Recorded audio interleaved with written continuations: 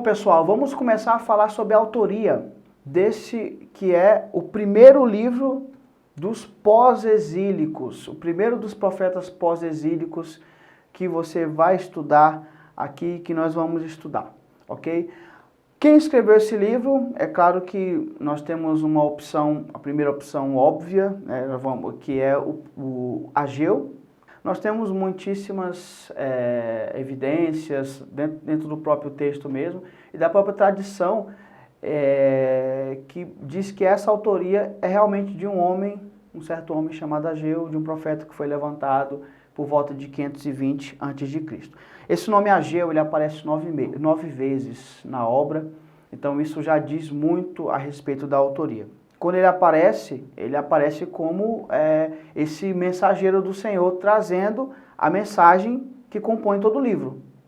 Então, isso é uma evidência interna, sendo uma evidência interna dessa natureza, é fortíssima e é a principal base para se acreditar que o profeta Ageu foi quem escreveu essa obra. Esse é o enviado do Senhor, é isso que a gente confirma, por exemplo, no versículo 13 do capítulo 1. Então, Ageu, o enviado do Senhor, falou ao povo segundo a mensagem do Senhor, dizendo: eu sou convosco, diz o Senhor. Então, ele não só aparece muitas vezes no livro, como quando ele aparece, ele é o profeta que o Senhor levantou para trazer essas referidas profecias e mensagens, ok? Além disso, nós temos evidências externas, a principal delas está no livro de Esdras. O nosso autor de Esdras, ele diz que os profetas Zacarias e Ageu se levantaram nessa época de 520 a.C., ele não cita o ano, mas ele cita a ocasião, se levantaram na ocasião da reconstrução desse templo, ou seja, no primeiro retorno com Zorobabel. E aí nós temos de novo o nome desse profeta aparecendo, só que agora em outro livro, sendo referido ali pelo autor de Esdras. Nós temos mais uma evidência fortíssima aí de que ele poderia sim ser o autor dessa obra. Então, sem mais delongas, essa é a principal opção sobre a autoria. Nós não temos muitas refutações, nós não temos muita discussão em torno disso, porque a própria tradição judaica, junto com as evidências internas do livro, junto com as evidências externas na própria escritura, ela traz essa ideia fortíssima de que Ageu, o profeta Ageu, é o autor dessa obra. É claro que nós vamos encontrar as refutações, como eu acabei de falar, e como que alguém vai refutar essas informações que eu acabei de trazer aqui. Bom, primeira coisa, vai se levantar a possibilidade de não que o próprio Ageu escreveu as profecias que ele mesmo proferiu, mas que outra pessoa em algum momento da história, pode ter sido logo depois, pode ter sido décadas depois, ele reúne essas profecias que teriam sido passadas oralmente e ele faz essa obra aqui. Também tem uma pergunta que se faz assim a respeito da linguística do texto. A primeira parte do livro nós temos uma narrativa, que é o profeta chegando, dando a profecia sobre a reconstrução do templo, e aí a resposta do povo diante dessa profecia, a resposta de Zorobabel, de Josué, dos líderes, e aí eles começam a reconstruir o templo. A segunda parte do livro, a partir do capítulo 2, nós não temos mais algo que parece uma narrativa, nós temos realmente a reunião das profecias. Então, esquece um pouco o estilo narrativo e começa a ver só uma literatura profética ali. Então, tem gente que vê aí dois autores escrevendo cada uma parte do livro. Ou então, um autor posterior que incorporou a sua narrativa às profecias que Ageu trouxe nessa referida época, ok? Então, as duas possibilidades são: o nosso profeta Ageu, ele foi o autor dessa obra, ele mesmo escreveu, ou não, ou nós temos um autor anônimo aí, que não trouxe seu próprio nome, mas ele juntou aí as profecias de Ageu e incorporou na narrativa que ele estava trazendo ali sobre a reconstrução daquele templo. Data. não é muito complicado. É um dos livros do Antigo Testamento que são mais simples de se datar. Porque as profecias, elas vêm com o mês, o dia do mês e o ano, e ainda tem uma referência ao rei em questão ali, né? A quem estava governando o império na época. Então, é um livro assim que você consegue localizar historicamente com muita facilidade, mais do que outros livros aí, como Joel, por exemplo, né? Que a gente não tem quase nenhuma pista de quando foi escrito e tudo que a gente consegue fazer está sempre rodeado com especulações. Não é assim com Ageu, não é assim também com Zacarias, que é outro livro bem fácil da gente datar.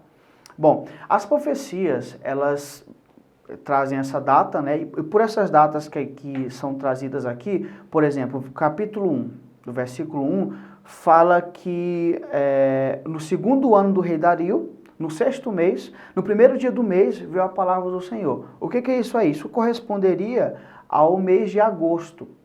O segundo ano do rei Dario é 520, porque o rei Dario ele reina de 522 a 486.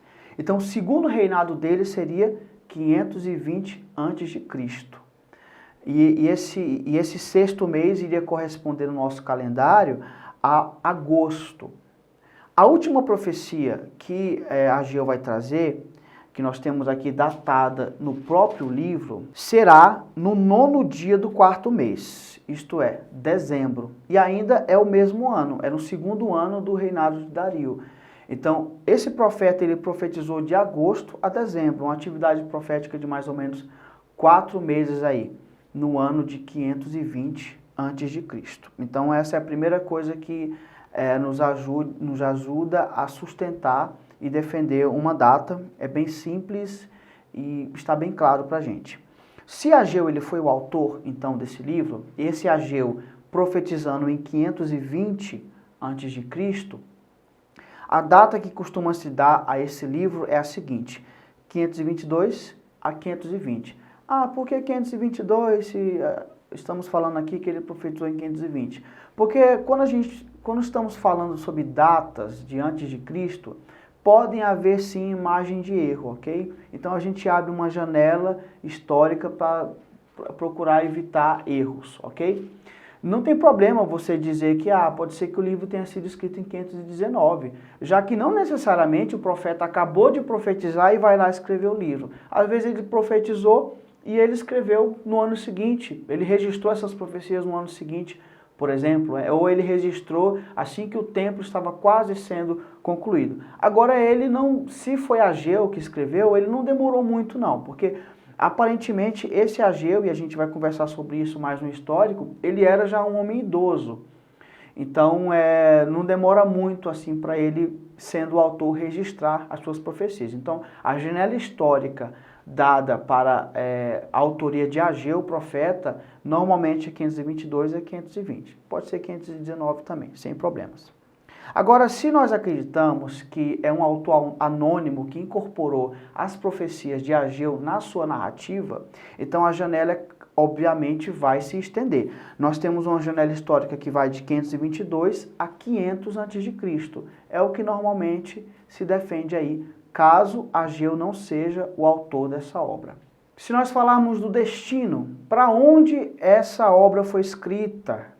Bom, nós temos encorajamento, como já estamos comentando aqui, o encorajamento à reconstrução do templo. E essa reconstrução, ela se dá, ali a retomada dela, no ano de 520, ali no território da Judéia, que agora era uma província, não podia ser uma monarquia, ok? Então, se estamos falando do templo, então sim, estamos falando de Jerusalém, porque o templo ficava em Jerusalém. E nós temos encorajamento a Zorobabel e a Josué. Esse Zorobabel, ele era governador da Judéia e ele residia em Jerusalém. Nós temos a menção também de Josué, o sumo sacerdote da época, como sumo sacerdote e como responsável pela didática religiosa ali, pelos andamentos ali, por todos os bastidores do templo, ele tinha que morar sim em Jerusalém. Então o destino dessa profecia, dessa obra, obviamente é Jerusalém. O lugar de origem, de onde esta obra foi escrita, também não tem muitas dificuldades, ok? Já que estamos falando desse profeta Ageu, que profetizou, encorajando as pessoas ali a reconstruírem um templo, então ele estava em Jerusalém também, ok? Já que ele tinha que encorajar Zorobabel, tinha que encorajar a Josué também. E nessa época do primeiro retorno, o povo não estava tão espalhado assim na província, né? No primeiro momento eles ficaram mais agrupados ali, não iam muito longe um do outro não. Então o lugar de origem também é Jerusalém, mais especificamente alguma localidade ali próxima a Jerusalém, dentro da Judéia, tá bom? A quem foi escrito? Aos exilados que estavam retornando no primeiro retorno com Zorobabel. Então, a esse povo que estava aqui em 538, vieram com Zorobabel para a terra de Jerusalém, para reconstruir tudo de novo, e com a missão de reconstruir, em primeiro lugar, ali o templo, e aí as demais coisas eles iriam construindo com o passar dos anos ali.